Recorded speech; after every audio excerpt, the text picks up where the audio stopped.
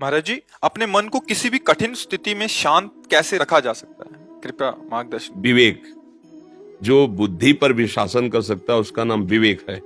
विवेक के द्वारा बुद्धि युक्त होती है तो मन को शासित कर लेती है, मन को अधीन कर लेती है। नहीं तो जैसे हमारे सुना कि ये नहीं करना चाहिए, मन प्रेरणा कर रहा है और हम कर बैठे, तो इसका मतलब बुद्धि निर्णय ठीक नहीं कर पाई। क्यों? क्योंकि उसमें विवेक नहीं है।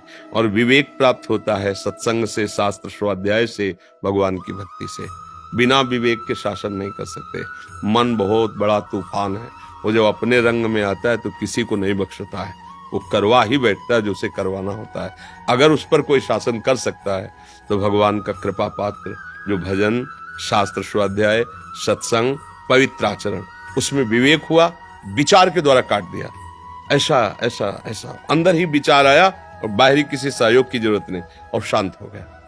अगर विवेक नहीं तो फिर सीधा आक्रमण मन का होता है, और मन जो जलन पैदा करता है उसको सह पाना बहुत कठिन होता है। बाहर का आप डंडा बर्दाश्त कर सकते हैं, मन का डंडा नहीं। वो जब मारता है तो बड़े बड़े बलवानों को व्याकुल कर देता है।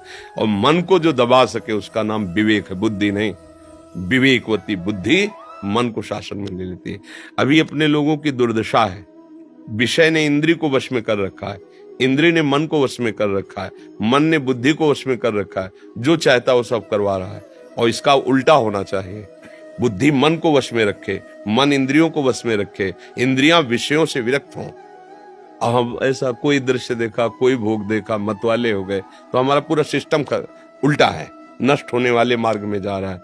अब अध्यात्म का अगर ज्ञान हो, अध्यात्म से, तो इसको उल्टा करना है। और है ऐसा ही कि बुद्धि शासित मन, मन शासित इंद्रियां, और इंद्रियां निर्विषय, तब वो आनंद का अनुभव होता है। अभी बिल्कुल उल्टा है, छोटा छोटा विषय इंद्रियों को अधीन किए। मना खष्टान इंद्रियाणी प्रकृति स्थानी कर सती, ये प्रकृति हमारे मन को अधीन किए हुए जो चाहता है वो मन हमसे करवा लेता है। इसलिए हमारी दुर्दशा हो रही है।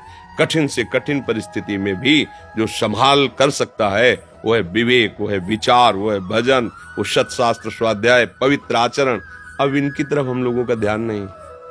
जो मन आया सो खा लिया, जो मन आया सो पी लिया, जो मन आया सो भोग लिया, जैसा मन आया वैसा कर लिया। लक्ष्य केवल धन, चाहे जैसे मिले, तो फिर वो बात अलग हो गई। इसलिए समझ में नहीं आता और मन जैसा चाहता वैसा करवा लेता है।